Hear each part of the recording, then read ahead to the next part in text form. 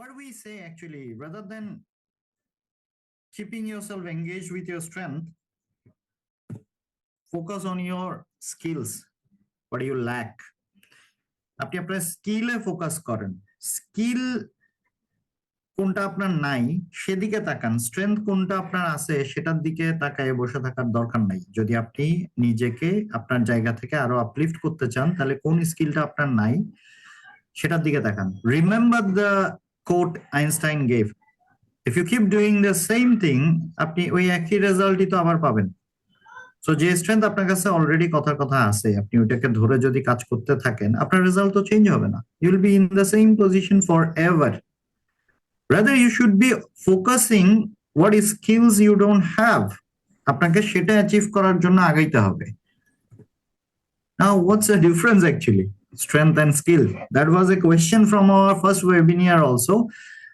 People asked যে strength এবং skill এর মধ্যে ডিফারেন্স কি। আমরা বলছিলাম যে আপনাদের সব কোয়েশ্চেনের আনসার আমরা এক এক করে দিব, কোনোটা হয়তো বা এই ওয়েবিনারের মধ্যেই দিব, কোনোটা হয়তো বা আলাদাভাবে আপনারা ভিডিও দেখতে পাবেন। আমরা শর্টলি ওই ভিডিওগুলো সব কোয়েশ্চেন গুলো নিয়ে রিলিজও করব one by one. So I am going to answer you today on that one, যে what's the difference between strength and skill. Listen very carefully, এবং যারা প্লিজ খাতা কলম আছে নোট নিতে চান নোট নিয়ে নেন, অথবা আপনার আই ওপেনিং কিছু একটা হইতে পারে আজকে। স্ট্রেংথ মেইনলি আমরা বলি হচ্ছে যেটা আপনার সাথে কাইন্ড অফ শুরু থেকেই আছে, অনেকটা ইনহেরিটেড, কিছুটা আপনি অনেক আগে থেকেই নিয়ে আসছেন, জন্ম থেকে নিয়ে আসছেন, বা বেড়ে ওঠার মধ্য দিয়ে আপনার মধ্যে এই জিনিসটা ঢুকে গেছে, এই গুণাবলীটা ঢুকে গেছে। That is what we call strength. But when we talk about skill, it is something that you build up by practice, by doing something very regular basis, by doing trial and error continuously, যে আপনি ভুল করবেন, শিখবেন, আবার try করবেন, আবার শিখবেন, আবার ভুল করবেন, আপনি ধাপে ধাপে ধাপে ধাপে ওটাকে প্র্যাকটিস করতে করতে করতে করতে তখন এটাতে এক সময় গিয়ে পরিপক্ক হয়ে যান। you get to know that thing very good. Let's say for cricketers, একজন কভার ড্রাইভে উইক, সো সে কি করে, সে কন্টিনিউয়াসলি কভার ড্রাইভ প্র্যাকটিস করতেই থাকে এবং একটা সময়ে গিয়ে ওইটা ভেরি ক্লোজ টু পারফেকশন লেভেলে পৌঁছায় যায়।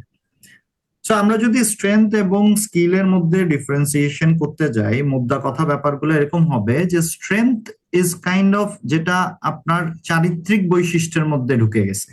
ধরেন আমি আপনাদের বোঝার সাথে একটু সহজ ভাষায় এক্সাম্পল দিই, তাহলে আপনাদের জন্য একটু ইজি হবে। ধরেন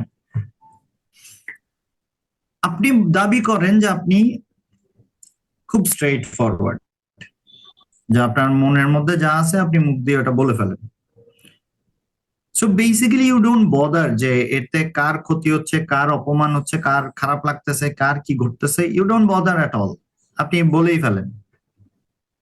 এটা আপনার দৃষ্টিতে আপনার কাছে মনে হইতে পারে আপনার স্ট্রেংথ। হ্যাঁ, নাও যখন আমি কাউকে বলবো যে how can it go towards skill, তখন সে জিনিসটাকে এমন ভাবে ধার দিবে, এমন ভাবে কাটা বাছা করবে, এমন ভাবে ওটাকে শার্পেন করবে, এমন ভাবে ওটাকে শেপ আপ করবে যে সে শুধু অতটুকু কথাই বলবে, যতটুকু কথা দিয়ে আরেকজনের কাছ থেকে তার পয়েন্ট অফ ইন্টারেস্ট আদায় করার জন্য বলা দরকার, ঠিক অতটুকুই, এর বাইরে আর কিছু বলবে না।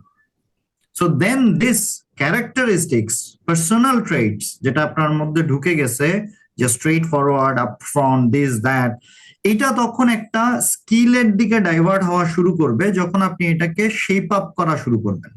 যখন আপনি এখানের মধ্যে জানবেন যে আপনাকে কতটুকুতে গিয়ে ফুল স্টপ দিতে হবে, কতটুকুতে পজ দিতে হবে, কতটুকু বলা যাবে, কতটুকু বলা যাবে না, then it will gradually will be a part of communication skill. আমি কি স্ট্রেংথ এবং স্কিল আপনাদের কিছুটা ধারণা দিতে পারছি? if you want to give me a buzz, please say something, যে what do you feel after this, বা কারো যদি এটা নিয়ে আরেকটু কথা বলার ইচ্ছা থাকে আপনি বলতে পারেন।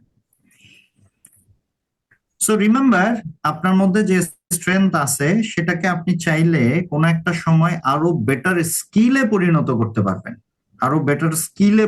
করতে পারবেন। সো এই জন্যই আমরা বলছি যে স্ট্রেংথকে সাইডে সরান, স্কিলের উপরে ফোকাস করেন, যে কোন স্কিলটা আপনার নাই সেটার দিকে ফোকাস করেন, সেটাকে ডেভেলপ করার চেষ্টা করেন।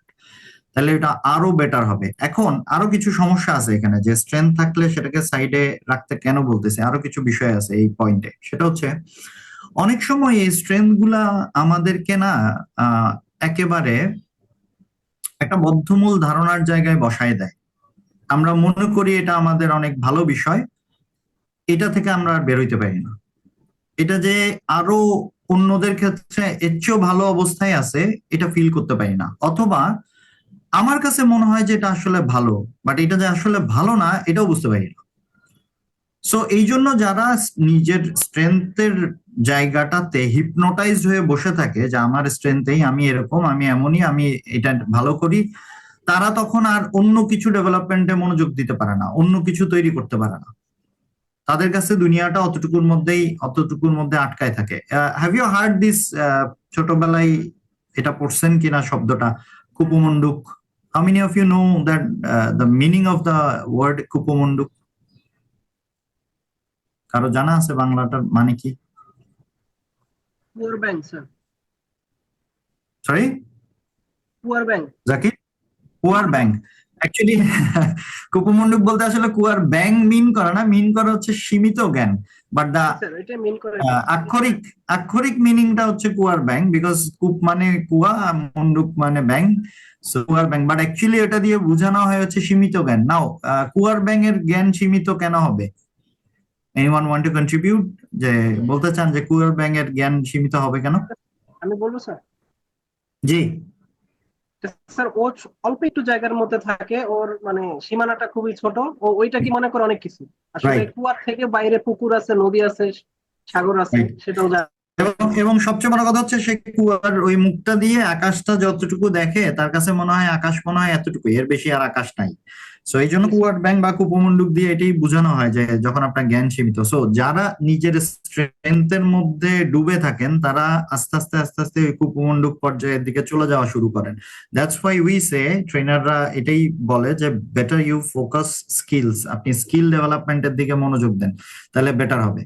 নাও আমরা এতক্ষণ আপনাকে এটা এক্সপ্লেইন করলাম যে কেন আপনার স্ট্রেংথের দিকে ফোকাস না করে স্কিলের দিকে ফোকাস করা উচিত, যাতে আপনি আপনার কংক্রিট হেড ভাঙতে পারেন। What is a concrete head? Concrete head is something যেটা আপনাকে ফিক্স করে ফেলে, যে আপনি ওই চিন্তা ভাবনার মধ্যে আটকায় যান, এর বাইরে আর ভাবতে পারেন না। এটা আপনাকে সবার আগে ভাঙতে হবে যদি আপনি আপনার পজিশনকে আপলিফট করতে চান। আপনি যেটা ভাবছেন ওইটাই ঠিক, এর বাইরে আর কোনো ঠিক নাই, এই ধারণা থেকে বাইরে হতে হবে। And you have to start learning what you don't know, যেটা আপনার নাই সেটা শেখার অ্যাটেম্প নিয়ে ফেলতে হবে। If you are not good in Excel, start learning Excel. If you are not good in mailing, if you are not good in written communications, if you are not good in verbal communications, you are not good in speaking, start learning. বসে আছেন কেন?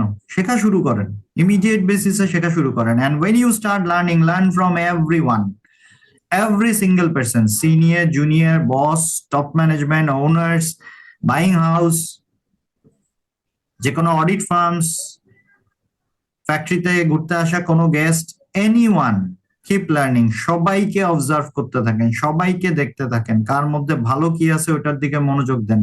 সবার কাছ থেকে যদি একটা একটা একটা একটা করে আপনি নেওয়া শুরু করেন, আপনি বুঝতেছেন আপনি কত জনের কম্বিনেশন হয়ে যাইতে পারবেন ভালোর দিক থেকে। Won't it be massive?